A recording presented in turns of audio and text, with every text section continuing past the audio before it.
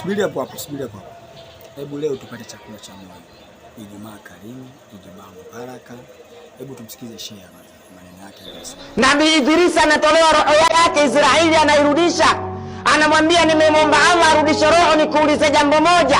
Wanadamu wakati na watoa roho wanalalamika kwamba roho zinauma, niambie uchungu wa mauti unauonaje?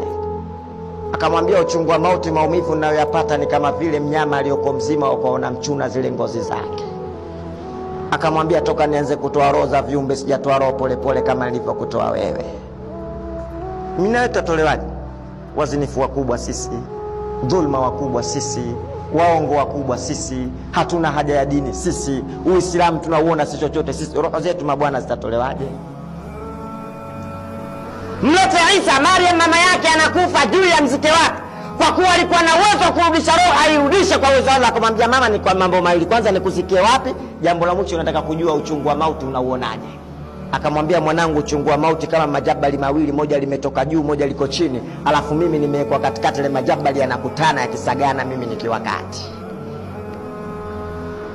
Mlete bwana Mtume Muhammad, anatolewa roho, analia, kinachukuliwa kitambaa, kinatiwa katika maji ya moto kidogo, anafutwa katika sura yake. Anasema Rabbi, uchungu wa mauti ndio unauma namna hii, naomba umma wangu upunguziwe kilevi cha mauti. Umma wenyewe ndo mimi na wewe.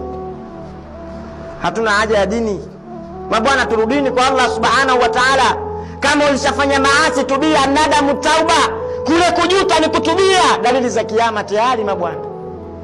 Mshairi mmoja ndo anasema ya mambi duniyahu ishtaghal, ewe mwenye dunia yako kwenye inakushughulisha dunia wewe, wama alhayatu dunya illa mata'ul ghurur, dunia sio chochote, stari zake ni udanganyifu tu hapa.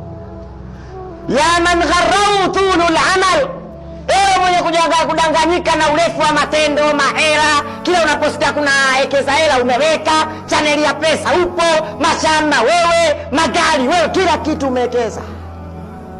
Anakwambia almautu yaati baktatan, kifo kinakuja ghafla, wal qabru sundukul amal, na kaburi lako ndio sanduku la matendo yako. Umebeba nini, utatia nini katika sanduku lako?